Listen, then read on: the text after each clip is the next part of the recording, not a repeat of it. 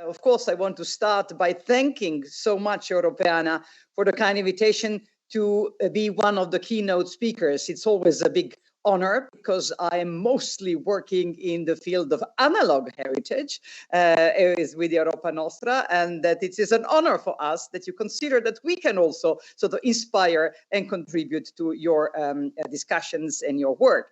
And I'm speaking from Lisbon, where I have had a series of very inspiring meetings, including the meeting with the new mayor of Lisbon, Carlos Moedas, who was the European Commissioner in charge of research and innovation, who is a great supporter and friend of cultural heritage and innovation in cultural heritage. And since also last week here in Lisbon, the Web Summit was held and will be held again next year. Perhaps there is something that we could do to introduce also the issue of digital access to cultural heritage into the Web Summit next year. But it is this year's Europeana conference. And I want to start, of course, by recalling the excellent cooperation between Europa Nostra and Europeana for almost 5 years in the framework of the European Heritage Alliance, which Europa Nostra coordinates and co-founded in 2011. But also more recently, and largely driven by the COVID-19 pandemic, as close partners in the organization of the very well attended and I think applauded webinar, Cultural Heritage, a Powerful Catalyst for the Future of Europe. And it was held in the middle of the pandemic in Europe during Europe Day 2020, 9 of May. And we have also adopted on that day a joint manifesto with the same day. As I'm speaking, I think my dear colleague Lorena Aldana will be posting in the chat, if this is possible, links to the various documents and texts that I will be referring so that I can just continue and tell you my story and convey my message to you. So, I would like to say a few words about this experience. I would say I think it links perfectly to the topic of this conference, because back in May 2020, the COVID pandemic had just started. And little did we know that it would radically change our lives as individuals and society and the way we operate also as heritage organizations. Believe it or not, that Europe Day webinar was for Europa Nostra the very first digital event that we have ever organized. And we could not have done it without the expertise and digital skills of our partners in Europeana. And in a sense, you all did something for our capacity building and to sort of embrace and not be afraid, but rather thrive with the skills and the digital skills and digital opportunities offered to us. And ever since, indeed, I think we have become quite professional in organizing online and hybrid events, meetings, like many of the participants of this conversation.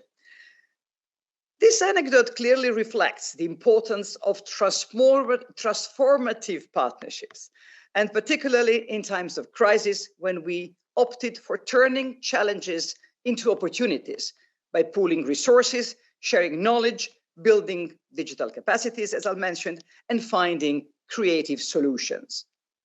And it was such a great pleasure for Europa Nostra, for me personally, to work hand in hand with such passionate, excellence-driven partners. And this led to some inspiring and thought-provoking conversation with the Executive Director, Harry Verweijen, in The Hague during our COVID-friendly walks on the beach in Scheveningen. And that was our way to sort of creatively overcome the limitations to meetings in person. And to me, also afterwards, I have very proud that I have become a Europeana advisory board member. So all that as an introduction to the message that I want to share with you. And I'm sharing it sitting in a library, not a digital library, but in a real analog library, historic library, in an amazing historic building in Lisbon, in the old town near the Baroque church of San Vicente. And you might see behind me, there's a gentleman handsome gentleman with a beard who is listening to our conversation. And this is Victor Hugo.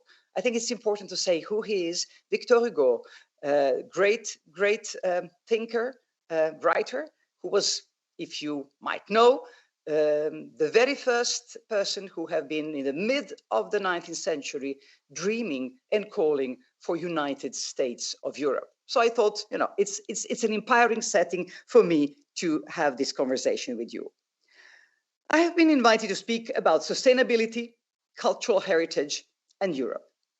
Therefore, I wish to share with you the most recent work that Europa Nostra, the European voice of civil society committed to cultural heritage, has been carrying out to ensure that cultural heritage is at the heart of Europe's discussions on sustainability.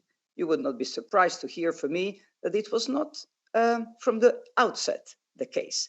And together with many partners, we gather our voices and join our forces in order to make sure that this is really the case. Inspired by the motto of the conference, recover, rebuild, grow, I've also chosen 3 words to structure my intervention. And these 3 adjectives are sustainable, inclusive, and beautiful. You might have heard these 3 words before in the context of the New European Bauhaus initiative, as these are the so-called value triangle on which this initiative is based. These 3 core ideals, ecology, ethics, and aesthetics, are embedded in our shared heritage and are key to reimagining our collective future together. And this is why Europa Nostra's vision for a heritage-led transformation of Europe, which I will share with you today, can be perfectly summarized in these 3 adjectives. Now, let me elaborate on the way that cultural heritage can contribute to building a more sustainable, more inclusive, and more beautiful Europe. So let's start by sustainable. When we talk about sustainability, we ought to talk about the urgency and gravity of the climate crisis. Indeed, our generation's defining task is how fast and how effectively we address climate change. To keep global warming under 1.5 Celsius, and thus avoiding devastating consequences for our planet and humankind, every individual, every sector, every organization, every policy realm needs to play its part. Therefore, we need to count cultural heritage in. But cultural heritage can do much more than that. Any holistic strategy for sustainable development needs to have a strong cultural dimension. Why? Because Europe's green transition will require, first and foremost, a cultural shift, a change in our mindset. Therefore, culture and heritage play a key role in addressing the major environmental challenges facing Europe and the world.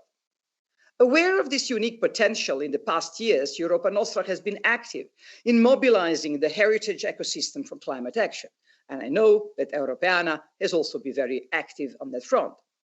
Last March, we published the pioneering European Green Paper, putting Europe's shared heritage at the heart of the European Green Deal, in collaboration with ICOMOS and the Climate Heritage Network, and with the support of the European Investment Bank Institute. Some people tell me, don't exaggerate, it can't be at the heart of the European Green Deal, but that is the level of ambition that we have. Our Green Paper shows that the Green Deal and cultural heritage are closely interconnected. Indeed, all key areas of the Green Deal, from the circular economy, the renovation wave, or farm to fork strategy, have strong cultural implications. Therefore, we must further stress the relevance of culture-based climate action. Cultural heritage is severely threatened by global warming. Many heritage sites across the globe are threatened by rising sea levels. And of course, how not to think of Venice, for instance. With native populations being displaced because of the climate emergency, valuable traditional know-how linked to their original natural environment is at risk. And our natural heritage, ecosystems, and landscapes are also suffering already. It's already happening from the impact of rising temperatures. But cultural heritage is also part of the solution. From reusing heritage buildings to using traditional agricultural know-how to support sustainable food system, cultural heritage can support the transition towards a healthier, greener, and fairer future. Our green paper provides many concrete examples, ideas, and recommendations on how cultural and heritage operators interested in advancing transformative change can engage in and expand the objectives of the Green Deal. Let me give you some examples relevant to the topics of this conference. Digitalization of art and cultural heritage can play an important role in reducing greenhouse gases emissions. Indeed, digitalization plays a major part in modernizing and decarbonizing any industry or activity. It has been estimated that about 59% of the global population has today internet access, which means that online virtual exhibitions and digitized content can be enjoyed by an ever-growing audience. By providing content with open licensing, organizations such as Europeana can make their data and digitized works available and ensure access to people whenever they want, without the need to travel, thus reducing their carbon footprint. At the same time, the Green Deal recognizes the need for the digital sector to put sustainability at its heart. Arts, cultural, and heritage organizations should be empowered to measure the carbon and environmental footprint of their ICT activities so they can better contribute to reducing its negative impacts. This can include switching to hosting organizations powered by 100% renewable energy, for example, prolonging the lifespan of devices, or procuring new energy efficient and easy to repair devices. These are just some examples. The Green Paper also provides recommendations addressed to policymakers. For example, again, in relation to the digital heritage field, strengthening digital infrastructures and capacity building in digital skills, both for professionals and audiences, or reinforcing the role of documentary heritage, including in digital form as vectors for climate education. All in all, the key message of the Europa Nostra's and ICOMOS and the Cultural Climate Heritage Network's Green Paper is that for the huge potential of cultural heritage to be unleashed, all climate, environmental, and sustainability frameworks, the European Green Deal at European level, and also the UN Sustainable Development Goals at a global one, must incorporate social and cultural aspects. This is also the key message of the recent work of the Voices of Culture structured dialogue between the European Commission and the cultural sector on culture and the sustainable development goals, to which both Europa Nostra and Europeana contributed. And in this paper, we were also bold, perhaps for us it's not really bold, but it is indispensable that we are advocating for the need to add an 18th SDG to all the other SDGs where culture and heritage is incorporated. We also need an 18th SDG, which is specifically addressing the issues of culture and heritage. Conversely, climate considerations need to be effectively mainstreamed into heritage policy and actions. We cannot longer allow ourselves to work in silos. We are simply running out of time. The Climate Heritage Network that I already mentioned was born in 2019 with this idea in mind, with the ambition of bringing together cultural, creative, heritage, and artistic stakeholders for climate action. Europa Nostra was one of its founding members, and I'm delighted to inform you that just 1 week ago, during the COP26, we were appointed as the new regional co-chair covering Europe and the Commonwealth of Independent States. This could not have happened at a more suitable moment. This challenging and exciting new role was granted to Europa Nostra during, as I said, the historic COP26. We would like this to be a historic. We still have to see whether it is indeed going to meet our expectations, where culture and heritage had important visibility with at least some 15 related events, and some of them at ministerial level. And this is definitely the confirmation that we are much more present, though not yet on the main stage, but at least in sort of side events organized. There's a lot talk about the relevance of heritage for climate action. In our new role as Climate Heritage Network co-chair, we are fully committed to continue mobilizing the heritage world and urging policymakers to further stress the relevance of culture-based climate action in any follow-up to the COP26 and to duly include culture and heritage in wider climate and sustainability frameworks. And we believe that Europe, as one of the world's largest legacy greenhouse gas emitters, and with a comparatively well-funded culture sector, has both the obligation and the great opportunity for culture-led climate action. And we count on all the members of our European Heritage Alliance, and of course, including Europeana, and with its vast network to achieve this ambition. We shall do this in partnership with the wider cultural and creative worlds, because only together can we live up to the challenge posed by the current climate emergency. Which leads me to the second adjective, inclusive. Cultural heritage has the power to bring people together. But for this power to be unleashed, it is essential to ensure a democratic access to cultural heritage, to implement the famous slogan that we should not leave anyone behind. Digital tools can play an important role to improve access to heritage material across borders, age groups, socioeconomic status, and disciplinary boundaries. Digital means can support our heritage organization to be more inclusive ourselves by helping us reach wider and harder to reach audiences and underrepresented groups, especially young people. Let me give you a concrete example. In April 2020, Europa Nostra launched the Europa Nostra Agora digital platform to enhance citizens' also mental health during confinement and digitally share projects which could inspire and entertain.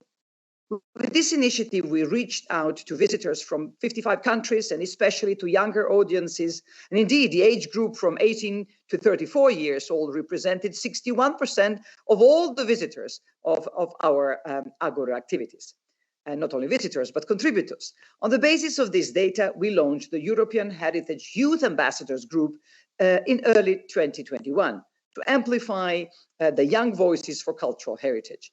And that's why I'm delighted that one of our young heritage ambassadors, Hector Aliaga de Miguel, will be my co-panelist this morning.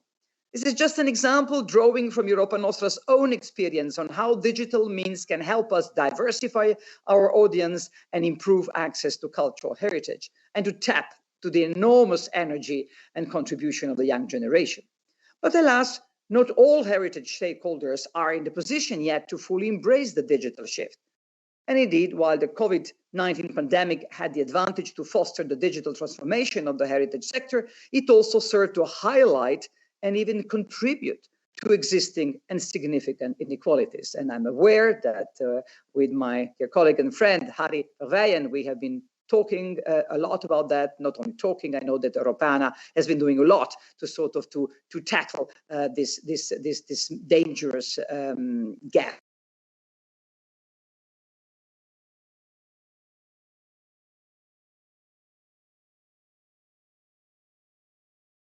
Yet there. In 2020, entitled COVID-19 and Beyond, Challenges and Opportunities for Cultural Heritage, only the largest museums and heritage organizations have the capacity to share their collections and materials online, while smaller organizations are missing out on digital opportunities.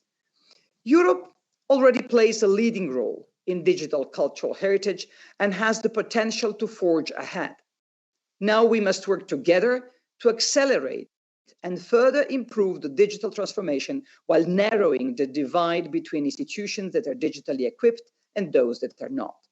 And to bridge this gap, Europe ought to invest in digital services and infrastructures, as well as in training and capacity building for digital skills in the heritage sector. Heritage organizations must be prepared to facilitate the sharing of cultural heritage assets and values through digital and online means. We also need to promote collaborations and experimentations that strengthen our capacity for innovation. And we need to promote the use of digital technology and expertise to strengthen our cultural institutions' role in telling our European stories. Because every single heritage place, every single heritage library is telling not only a local or regional or national story, it tells profoundly a part of our European story. In this regard, I sincerely congratulate Europeana for their and your outstanding work in providing access to free digital heritage material with a European perspective. And ultimately, the cultural heritage ecosystem should stay relevant and proactively contribute to today's societal challenges, including social cohesion and inclusion. And to end, the third concept, the third adjective, the adjective beautiful. That's my favorite. Especially, I think I'm inspired by the beauty around me in this amazing historic city, Lisbon. Let me tell you how delighted I was, therefore, and Europa Nostra as a whole, we all were, when we first heard the word beauty being used by the leader of the European Commission in the frame of the new European Bauhaus initiative. I think this was truly revolutionary. For people who work in culture, heritage, and the arts, beauty, of course, is part of our daily lives, but not only for us. For citizens and communities who live in historic environment, in cities and villages, in countryside. But the European Commission, talking about beauty in their communication and policy initiatives, beauty being one of the goals, strategic goals, this was a much welcome change of narrative that was absolutely needed. The COVID-19 pandemic has shown the importance of access to culture, heritage, and the arts to bringing beauty and hope to people while staying physically apart. It has shown its influence on individual and societal well-being. So it's certainly not a surprise that the European Union institutions have come to realize that they need to value the beauty of our living places, the places where we live and also where we work, and that has to become a key policy priority in our post-pandemic future. The new European Bauhaus initiative, of which Europa Nostra is a proud partner, and I think Europeana as well, adds a much-needed cultural dimension to the European Green Deal to engage and reach the hearts and minds of citizens across Europe. Europa Nostra is firmly convinced that Europe's cultural heritage offers an inspiring framework for sustainable lifestyles which contribute greatly to the well-being of citizens and their communities. And there is another innovative aspect of this initiative, which I applaud. For the first time in the history of the institutions, the Commission has proposed a co-creation and co-design approach to the implementation of this project, opening truly up a space for dialogue with citizens and stakeholders. As a result, much has happened ever since the President of the European Commission, Ursula von der Leyen, first announced the new European Bauhaus in her State of the European Union speech in September 2020. The enthusiasm, engagement, and interest it has triggered is impressive. So many partners across Europe have adhered to the initiative. Countless online and physical events at all scales have been organized to discuss it, and a wide range of stakeholders have expressed their readiness to contribute to shape it and implement it. And the cultural heritage world has also responded swiftly and positively. And I think really we can be very pleased with that momentum that we have all created for the new European Bauhaus initiative, and we must capitalize upon it. And this initiative offers a unique opportunity to place cultural heritage as a driver of quality in our built environment. By preserving the historic fabric of our urban and rural centers, valuing our cultural landscapes, and promoting a more harmonious relationship with nature, and by capitalizing on the principles of sustainability and beauty that are embedded in our heritage buildings and sites.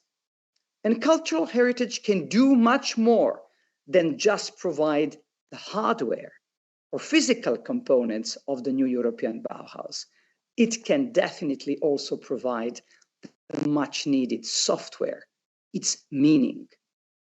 Indeed, One of the four thematic axes guiding the implementation of the new European Bauhaus has been defined in the following words, that we must regain a sense of belonging.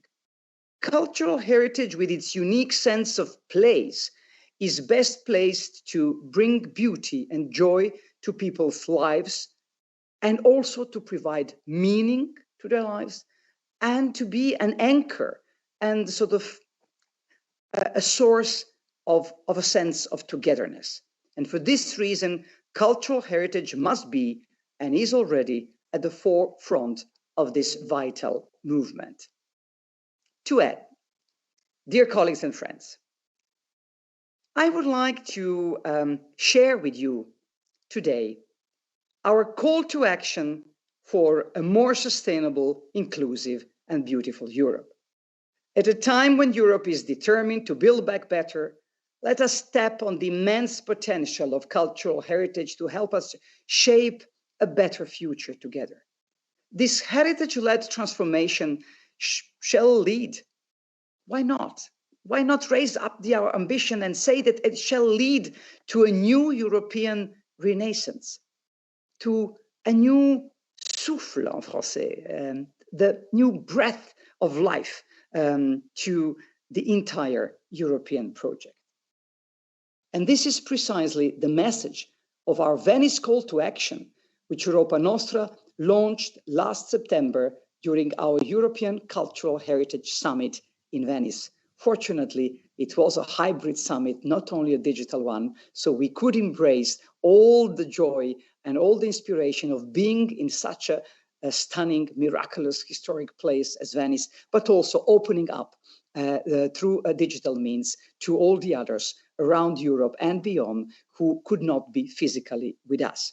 The Venice call to action puts forward 12 concrete and actionable proposals to unleash the potential of cultural heritage for the European Green Deal, the new European Bauhaus, the Conference on the Future of Europe, the forthcoming 2022 European Year of Youth, among other key priorities of the European Union, and what I already mentioned, the United Nations Sustainable Development Goals.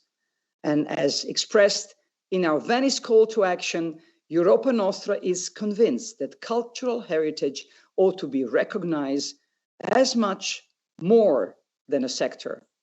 You know already, that's my favorite slogan. It's so much more than a sector, but rather it is a vector for a sustainable, inclusive, and beautiful Europe.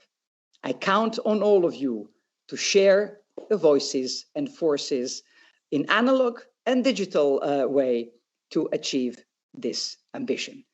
This is what I wanted to share with you, and I very much hope that my very attentive listener behind me, Victor Hugo, might also be happy to see that we are all rallying the world of culture to achieve nothing less, nothing more than a new European renaissance.